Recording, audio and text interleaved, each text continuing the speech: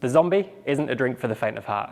As you can probably tell from all these ingredients in front of me, and there are quite a lot, it contains a lot of booze, a lot of fruit, some really nice seasonings, and if you bring all these things together, you can actually make a really delicious drink. But it does contain a lot of booze, so be careful. So let's make some zombies.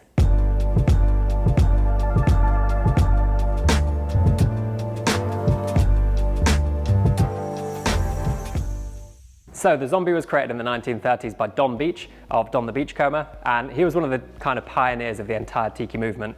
I'm not exactly sure what he was thinking when he brought this many ingredients together and thought, I think that, and that'll all go really well together. But it turns out he was right, and this drink is really delicious. So what we're doing here is creating quite a simple template, because the zombie can be quite an overwhelming drink. Not only does it have a lot of ingredients, it can have a lot of very specific ratios, proportions, but we're going to keep things quite simple here. So I've actually chopped this into 3 parts. The first part being our booze, of which there is a lot, which is going to be rum, velvet falernum, and I'll talk about each one as I add them. We've got our juices, which are going to be pineapple, grapefruit and lime. And then we've got our kind of seasonings, which bring balance to the drink and just bring it all together.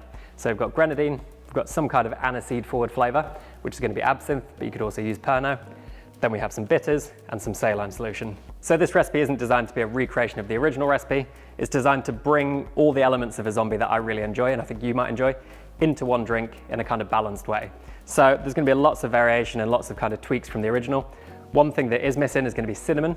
We're adding falernum, but if you really want to introduce the cinnamon even more so, you could actually infuse cinnamon into one of your rums. I recommend just breaking them up, leaving them in the bottle till you've got enough cinnamon flavour, and then straining them back out again. But because we're trying to keep things really simple and really repeatable on the course, I'm just going to grate this over the top of the drink, and that'll give us a really nice cinnamon aroma, which will finish off the drink really well. So with all that out of the way, let's start building our zombie. So as I mentioned before, the zombie is a pretty busy drink. It's got a lot of ingredients, but we can kind of bunch them into 3 parts.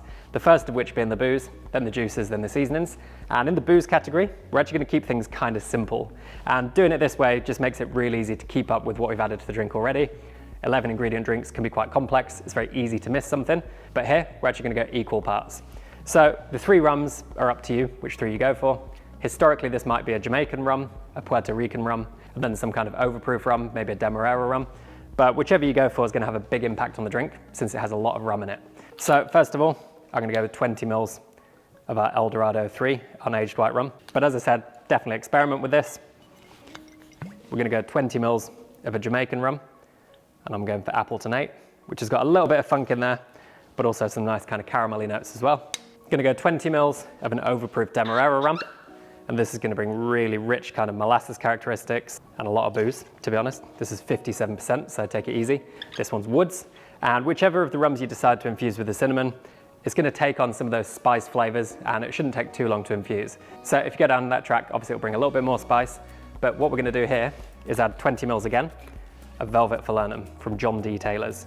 And essentially this is a spiced liqueur with cane sugar, lime, clove and almond. And this is going to really kind of do a lot of the heavy lifting when it comes to the spice, along with bitters at the end. So I don't think it really misses too much of the cinnamon, but you can always add it in through the infusion. So that's our booze, 20 mils of each rum, whichever one you go for, 20 mils of our falernum. We can now move on to the juices. So when it comes to the juices, we've got our 3, pineapple, grapefruit and lime. And we're going to start our kind of slide and scale down to finishing our zombie now. So we're actually going to go 25, 20 and 15 mils, moving down the scale of our juices, starting with the sweetest, which is going to be pineapple, followed by grapefruit, which is a little bit more acidic, followed by lime, which is the most acidic. And these are just ways to kind of remember the recipe. So 25, 20, 15, starting with our pineapple juice. And the pineapple is going to bring some of those kind of classic sort of tiki notes. And if you can use freshly juiced pineapple, even better, but store-bought is going to do a good job here. So 25 mils of that. Then we're moving down our sliding scale, and we're going to go 20 mils of grapefruit juice. I am using freshly squeezed here because I think it really does add something. But again, if you use store-bought, you will get reasonable results. So 20 mils straight into our jigger. Going to go 15 mils of our most acidic juice and our least sweet, which is going to be the lime juice. And this will be our primary acidity in the drink. So we've moved through the scale, 25, 20, 15. And now I can move on to our kind of seasonings, which bring balance to the drink.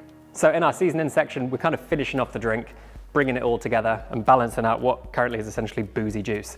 And this wouldn't be that delicious to drink yet. So these are going to really kind of finish it off nicely. And we're going to carry on with our sliding scale. So in the juices we had 25ml, 20ml and 15ml, going from sweetest to most acidic. Here we're going to carry on with our kind of sliding scale. So we're going to go 10 mils, 5 mils, 2 dashes, 1 gram. So the first ingredient is going to be 10 mils of grenadine, which is going to bring a little subtle pomegranate character, as well as lots of sweetness. I'm going for 5 mils of absinthe, but this is pretty overpowering, so be careful with this. And I'd actually say up to 5 mils is probably what you want to go for, no more, otherwise it becomes a little bit too aniseedy, which isn't really what the drink's all about. It does have an element of it, but think of this more like a seasoning than a flavour, so go really, really easy on this. You could also use Pernod, which would be a little bit less intense, but still has lots of aniseed flavour. And then we're going to go 2 to 3 dashes of aromatic bitters. This is also going to bring out a little bit of the spice again, so really trying to recreate cinnamon without directly adding it necessarily. And then finally, this is a lot of ingredients. I'm going to go 1 gram of saline solution, which is my go-to when I have lots of ingredients in a drink, just because it brings them all together really nicely. And now we're going to add 100 grams of crushed ice, just to chill it down and really mix it together. So 100 grams is just a good scoop of crushed ice. 103, that's pretty accurate. And as soon as the ice is in, we want to move quite quickly. Just give this a really quick shake, no more than 5 seconds, just to chill it down. And the crushed ice does a really good job of that. So that's actually plenty. It just livens the drink up a little bit. We're going to open pour this into our chilled highball glass.